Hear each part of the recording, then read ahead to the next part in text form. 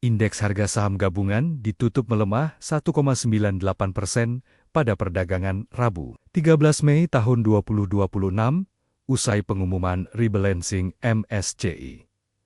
Dalam evaluasi tersebut, MSCI mencoret total 19 saham Indonesia dari indeks Global Standard dan Small Cap, termasuk saham AMRT, yang turun kelas ke Small Cap Index. Sementara itu, saham brand dan di SSE tercatat terkoreksi lebih dari 11% setelah resmi dikeluarkan dari MSCI Global Standard Index. Meski demikian, pengamat menilai gejolak pasar masih relatif terbatas karena pelaku pasar telah mengantisipasi pengumuman MSCI lebih awal melalui proses repricing saham. Selain sentimen MSCI, tekanan terhadap IHSG juga dipengaruhi pelemahan rupiah, lonjakan harga minyak dunia, serta meningkatnya ketegangan geopolitik global. Investor kini disebut masih menunggu kepastian arah rupiah, stabilitas harga energi, dan arus dana asing sebelum kembali agresif masuk ke pasar saham Indonesia.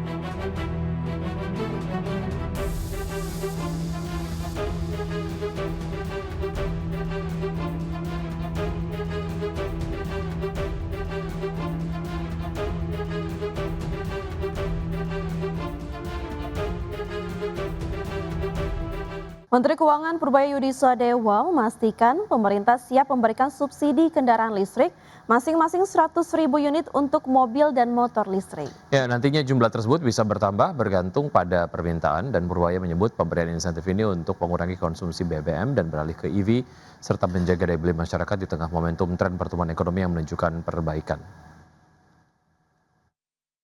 100.000 mobil, subsidi mobil listrik 100.000 sampai bulan Oktober. Enggak, 100.000 pertama.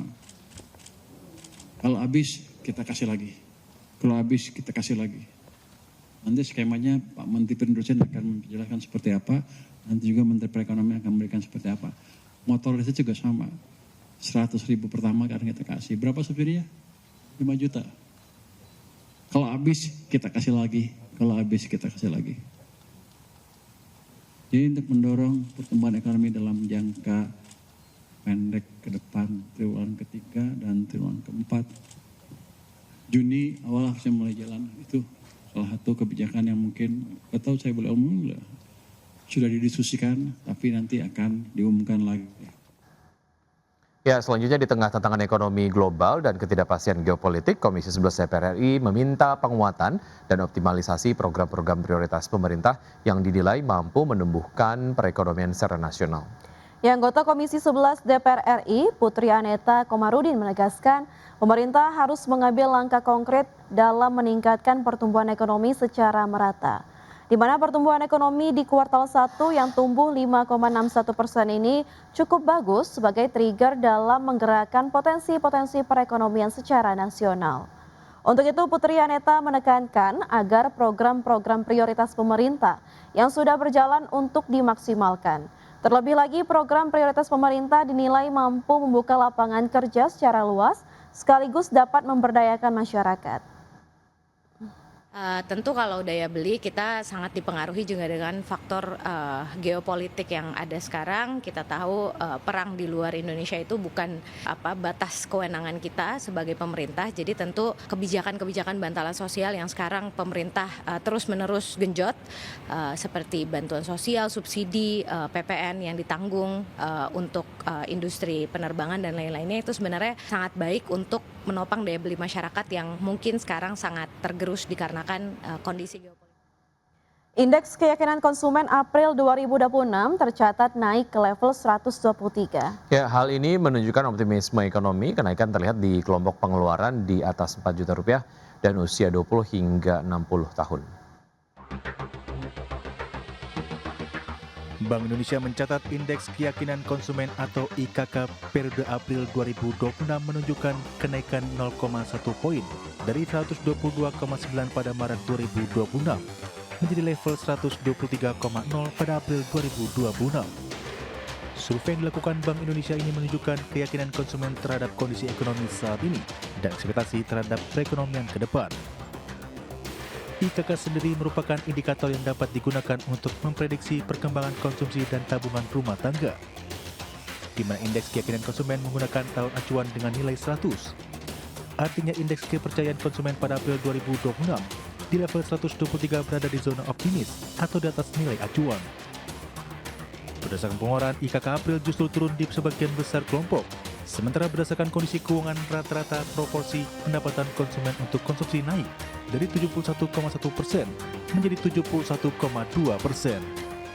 Sebaliknya, proporsi pendapatan konsumen yang disimpan dari 18,2% menjadi 17,6% tercatat meningkat.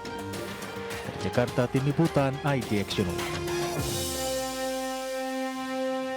Ya, pengamat ekonomi dari KOR Indonesia menyoroti utang pemerintah yang naik menjadi 9.920 triliun rupiah hingga Maret 2026. Ya, hal ini disebutkan akan semakin membebani khususnya beban bunga utang pemerintah. Jumlah utang pemerintah kembali bertambah pada kuartal pertama tahun 2026 di mana hingga akhir Maret 2026 mencapai 9.920 triliun rupiah.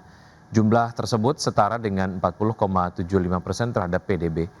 Pengamat ekonomi dari KOR Indonesia Yusuf Randy Manilet menyebutkan utang pemerintah akan memberikan konsekuensi terhadap peningkatan bunga utang. Berdasarkan data, rasio bunga utang terhadap penerimaan di Indonesia hanya 14% dan mengalami lonjakan menjadi 16% di tahun 2026 ini. Dengan peningkatan rasio bunga utang terhadap penerimaan, maka semakin banyak bunga utang yang semakin didanai dari penerimaan yang didapat pemerintah. Terlebih penerimaan pajak terbilang stagnan sebesar 10 hingga 11% dalam beberapa tahun, sehingga harus diwaspadai pemerintah untuk membayar utang.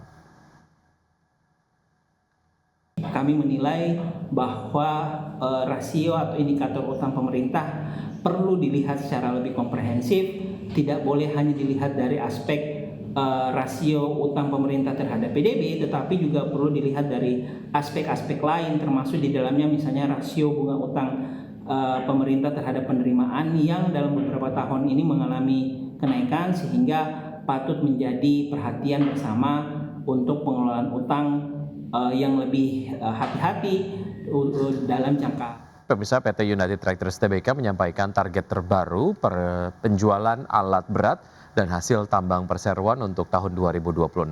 Ya, Corporate Secretary United Tractors, Ari Setiawan, menjelaskan bahwa perseroan melakukan revisi terhadap sejumlah target penjualan pada tahun 2026, imbas dari penurunan RKAB yang berdampak pada bisnis perseroan. Target penjualan Komatsu direvisi menjadi sekitar 4.000 unit, produksi batubara dan overburden removal PT Pamapersa dan Nusantara juga turun sekitar 15-17%. Kemudian penjualan batubara melalui PT Tua Turangga Agung turun menjadi sekitar 9,6 juta ton tahun ini.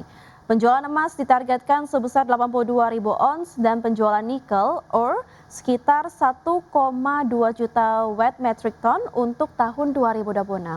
Sebelumnya Presiden Direktur United Tractors Iwan Hadiantoro mengatakan tahun 2026 menjadi tahun yang cukup menantang bagi perseroan baik dari aspek eksternal, geopolitik hingga perubahan regulasi.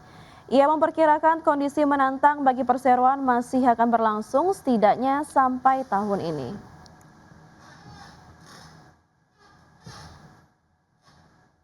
Ya pemirsa, di tengah pelemahan kinerja keuangan pada kuartal 1 2026, PT Industri Jamu dan Farmasi Sido Muncul Tbk meyakini prospek industri herbal nasional tahun ini masih tetap positif. Ya, optimisme tersebut seiring meningkatnya kesadaran masyarakat terhadap kesehatan dan konsumsi produk herbal.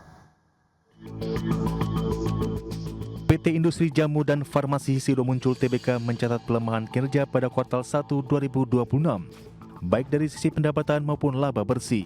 Meski demikian, perseroan menilai prospek industri herbal nasional tahun ini masih tetap positif, sering meningkatnya kesadaran masyarakat terhadap kesehatan dan konsumsi produk herbal. Perseroan pun memastikan permintaan terhadap produk-produk herbal Sido Muncul masih tetap kuat. Produk tolak angin bahkan disebut masih memimpin pasar herbal nasional dengan pangsa pasar sekitar 72%. Di tengah tekanan jangka pendek, Sido muncul tetap optimis terhadap prospek industri herbal sepanjang tahun 2026. Perseroan menilai tren konsumsi herbal di Indonesia masih akan terus berkembang. Namun demikian, sejumlah tantangan masih membayangi industri herbal tahun ini, mulai dari daya beli masyarakat yang lebih selektif, hingga kenaikan biaya operasional seperti kenaikan biaya kemasan, energi, logistik, serta volatilitas global. Dari sisi kinerja keuangan hingga 31 Maret 2026, pendapatan Sido tercatat sebesar Rp640,5 miliar, atau melemah hingga 19% secara tahunan. Sedangkan laba bersih menyusut menjadi Rp147,213 miliar per kuartal 1 2026. Berbagai sumber untuk iDirectional. PT Communication Cable System Indonesia Tbk atau CCSI berencana menerbitkan 474 juta lebih saham baru melalui right issue. Langkah ini dilakukan untuk memperkuat struktur permodalan serta mendukung pengembangan usaha perseroan dan entitas anak. PT Communication Cable System Indonesia Tbk atau CCSI mengumumkan akan melakukan penambahan modal melalui hak memesan efek terlebih dahulu atau right issue. Perseroan akan menerbitkan sebanyak 474.774.774 saham baru yang setara 35,61% dari total saham beredar. Manajemen CCSI menyebut aksi korporasi ini bertujuan memperkuat struktur permodalan dan menarik partisipasi investor lokal maupun asing. Namun pemegang saham yang tidak menggunakan haknya dalam right issue ini berpotensi mengalami dilusi kepemilikan saham hingga 9,27%. Seluruh dana hasil right issue setelah dikurangi biaya emisi akan digunakan untuk pengembangan usaha dan modal kerja perseroan maupun entitas anak.